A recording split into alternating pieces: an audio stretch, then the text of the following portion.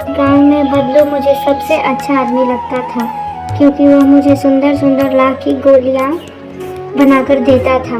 मुझे अपने मामा के गांव जाने का सबसे बड़ा चाव यही था कि जब मैं वहां से लौटता था तो मेरे पास ढेर सारी गोलियां होती, रंग बिरंगी गोलियां जो किसी भी बच्चे का मन मोह ले। वैसे तो मेरे मामा के गांव का होने के कारण मुझे बदलू को बदलू मामा कहना चाहिए था, परंतु मैं उसे बदलू मामा न कहकर बदलू काका कहा करता था, जैसा कि गांव के सभी बच्चे उसे कहा करते थे। बदलू का मकान कुछ ऊंचे पर बना था। मकान के सामने बड़ा सा सहन था, जिसमें एक पुराना नीम का वृक्ष लगा था। उसी के नीचे बैठकर बदलू अपना काम किया करता था। बगल में भट्टी दहकती रहती, जिसमें वह लाख पिघलाया करता। सामने एक लकड़ी की चौखट पड़ी रहती, जिस पर लाख के मुलायम होने पर वह उसे सलाख के समान पतला करके चूड़ी का आकार देता। पास में 4-6 विभिन्न आकार की बेलनुमा मुंगेरियां रखी रहती, जो आगे से कुछ पतली और पीछे से मोटी होती। लाख की चूड़ी का आकार देकर वह उन्हें मुंगेरियों पर चढ़ाकर गोल और चिकना बनाता और तब एक एक कर पूरे हाथ की चूड़ियां बना चुकने के पश्चात वह उन पर रंग करता। बदलू यह कार्य सदा ही एक मचिए पर बैठकर किया करता था, जो बहुत ही पुरानी थी। बगल में ही उसका हुक्का रखा रहता, जिसे वह बीच बीच में पीता रहता। गांव में मेरा दोपहर का समय अधिकतर बदलू के पास बीतता। वह मुझे लाला कहा करता और मेरे पहुंचते ही मेरे लिए तुरंत एक मचिया मंगा देता। मैं घंटों बैठे बैठे इसे इस प्रकार चूड़ियां बनाते देखता। लगभग रोज ही वह 4-6 जोड़े चूड़ियां बनाता। पूरा जोड़ा बना लेने पर वह उसे बेलन पर चढ़ाकर कुछ क्षण चुपचाप देखता रहता, मानो वह बेलन ना होकर किसी नववधू की कलाई हो। बदलू मनिहार था। चूड़ियां बनाना उसका पैतृक पेशा था और वास्तव में वह बहुत ही सुंदर चूड़ियां बनाता था। उसकी बनाई हुई चूड़ियों की खपत भी बहुत थी। उस गांव में तो सभी स्त्रियां उसकी बनाई हुई चूड़ियां पहनती थी।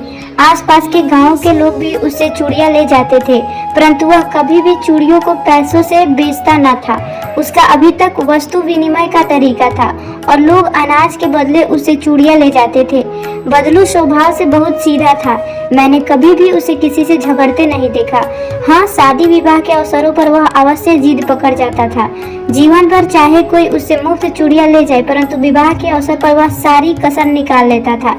आखिर सुहाग के जोड़े का महत्व ही और होता है। मुझे याद है, मेरे मामा के यहाँ किसी लड़की के विवाह पर जरा सी किसी बात पर बिगड़ गया था और फिर उसको मनाने में लोहे लग गए थे।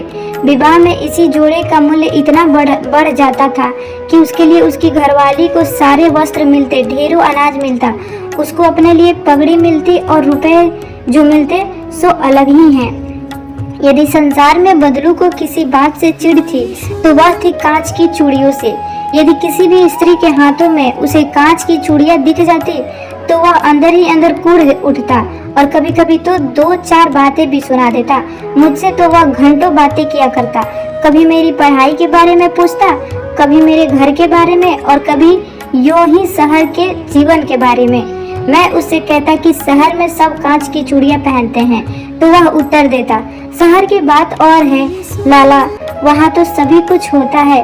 वहाँ तो औरत अपने मर्द का हाथ पकड़कर सड़कों पर घूमती भी है और फिर उनकी कलाइयाँ नाजुक होती है ना।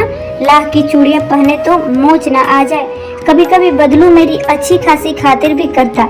जिन दिनों उसकी गाय के दूध होता वह सदा मेरे लिए मलाई बचा कर रखता और आम की फसल में तो मैं रोज ही उसके यहाँ से 2-4 आम खा आता।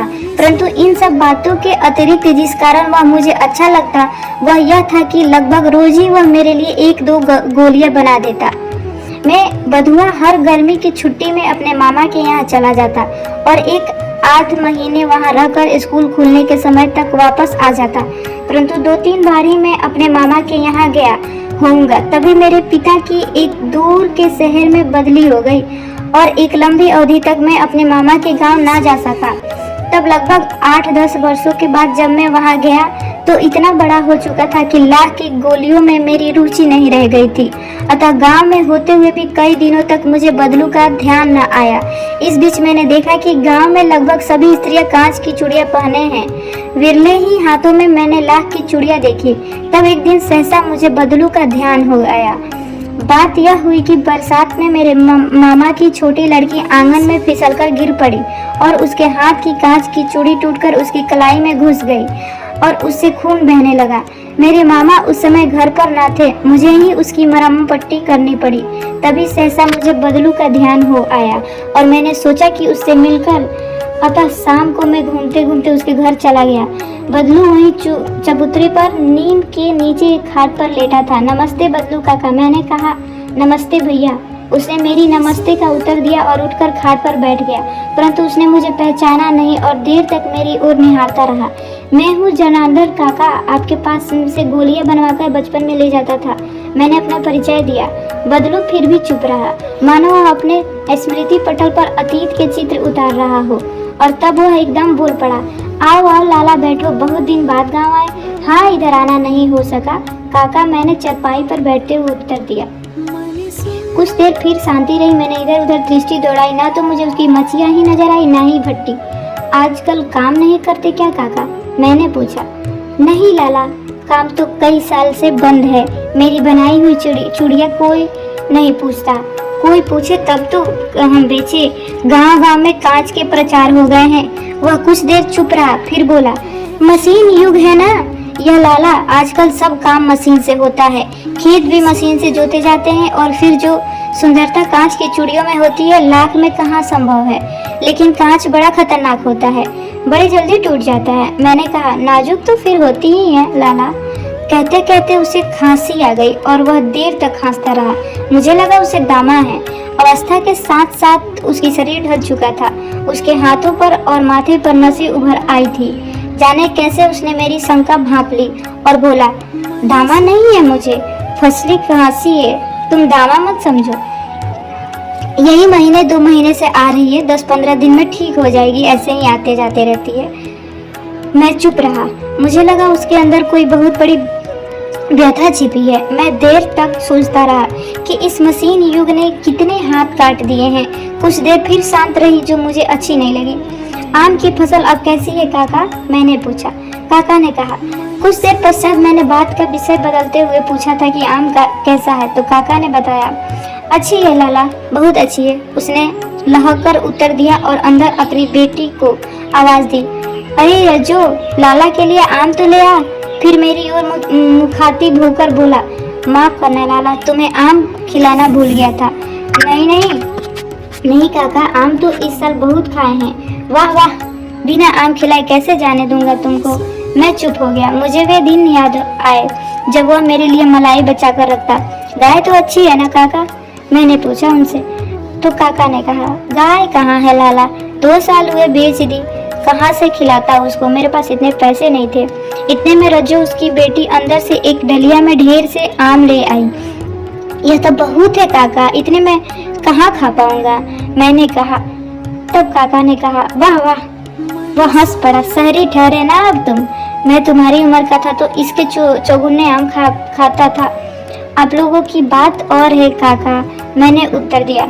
अच्छा बेटी, लाला को 4-5 आम छाट कर दो, सिंदूरी वाले देना, देखो लाला कैसे हैं। इसी साल यह पेड़ तैयार हुआ है। रज्जू ने 4-5 आम अंजुली में लेकर मेरी ओर बढ़ा दिए। आम लेने के लिए मैंने हाथ बढ़ाया तो मेरी निगाह एक क्षण के लिए उसके हाथों पर ठिठक गई। गोरी गोरी कलाइयों पर लाख की चूड़ियां बहुत ही फब रही थी। बदलू ने मेरी दृष्टि देख ली और बोल पड़ा, यही आखिरी जोड़ा बनाया था। जमींदार साहब की बेटी के विवाह पर 10 आने पैसे मुझको दे रहे थे। मैंने जोड़ा नहीं दिया, कहा शहर से ले आ। मैंने आम ले लिए और खाकर थोड़ी देर पश्चात चला गया। मुझे प्रसन्नता हुई कि बदलू ने हार कर भी हार नहीं मानी थी। उसका व्यक्तित्व कांच की चूड़ियों जैसा न था कि आसानी से टूट जाए। कहानी से बचपन में लेखक अपने मामा के गांव चाव से क्यों जाता था और बदलू को बदलू मामा न कहकर बदलू काका क्यों कहता था।